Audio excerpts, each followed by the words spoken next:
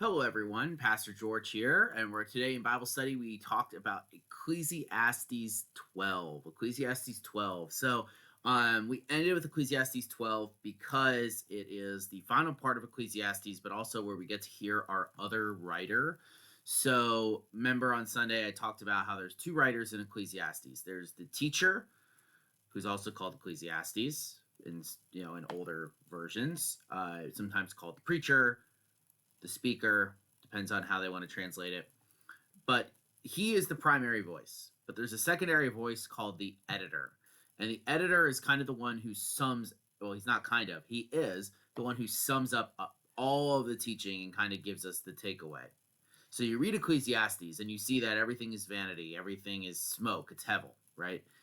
And so what do we do in response to that? Well, the editor is going to tell us. He's going to sum up the teachings and put them in the context of the worldview that is in the Hebrew Bible. So the first thing is you see the teacher at the kind of his last exhortation is to remember God. Remember God in your youth. And you see it's a commentary on aging because it begins, right? He kind of talks about how in the beginning, everything is hevel, everything is smoke, and generations rise and generations go. Right? People are forgotten, and so it's a commentary on aging. And you'll see this, right? He compares the body to a house that's broken down, or to the almond tree, right? When it blossoms, its blossoms are white. It's like the white hair, right? People are frail; they break, they shatter, right? Our bones break. And then after all, we all die, and then the spirit returns to God, who gave it. Right? So God takes back the spirit, and it ends by saying, "Vanity of vanities," says the preacher. All is vanity. You have a callback to the beginning, and that's how the preacher's words ends. But then we get the editor's words. And he says, besides being wise, the preacher also taught the people knowledge, weighing, and studying, and arranging many proverbs with great care. The preacher sought to find words of delight, and uprightly he wrote his words of truth. You might find that interesting, right? That he is described as, well, this isn't surprising, having knowledge and weighing and studying, right? He's not only a good teacher, but he's also a student and a scholar, right? He collects these proverbs. And then it says that these are words of delight. And that's kind of interesting. I never really, thought that this was a thing you would think of. But really what it's talking about is it's talking about the style, right? That is written beautifully.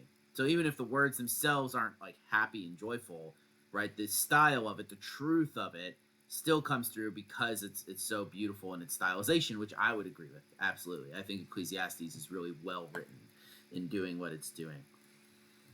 And then he says, the words of the wise are like goads. The goads are the things that you use to prod animals to make them do the thing that you want, right? So he says, the words of the wise are like goads, like nails firmly fixed are collected sayings. So these things that have been brought down and passed down are firmly fixed because the ravages of time have proven them true. I mean, this I always give to like secular people who have no interest in studying the Bible. I take it out of the religious context, right? I'm like, just study it because it's lasted a very long time. I'm not saying that's what makes it true. There are lots of things that have lasted a long time that aren't true. But a lot of the things that I've read that have been around for thousands of years, like, have proven their worth in the fact that they're still around, right? The detritus of the bad of stuff usually sinks down. The good is held up. Doesn't mean everything that is in them is always good or whatever, but it's good, right? And so that's kind of the point of these proverbs, is that they are good and they're fixed because they're true over time. That's the wisdom of them, that people continually return to them.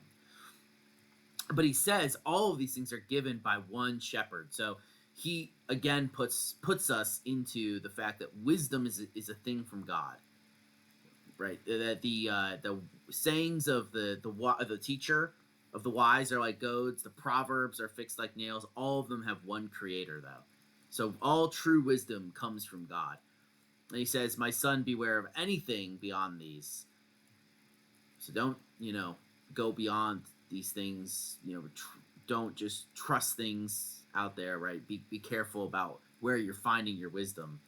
And he says of this, and this is the student's favorite verse: of the making of many books there is no end, and much study is a weariness to the flesh. That you can pass out from studying too much. You can drive yourself mad.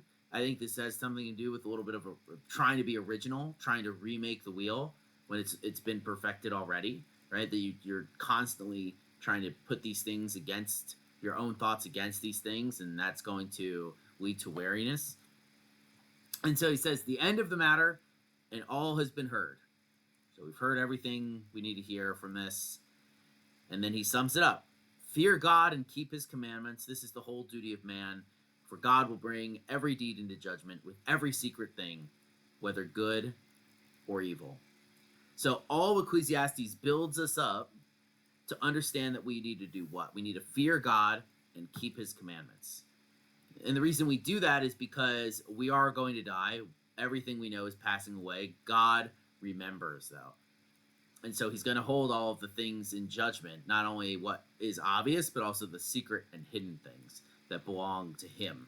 And we might not think that, right? So the idea here is a reminder. Ecclesiastes is a solid reminder of our mortality and that God will bring everything into judgment. And so Ecclesiastes points us there. And of Christians, we have hope in Jesus, who takes judgment upon himself in our stead. But that's what Ecclesiastes is all about. So I hope you guys found that interesting. I'll see you tomorrow for an episode of A New Thing. Have a wonderful rest of your Wednesday, and peace out.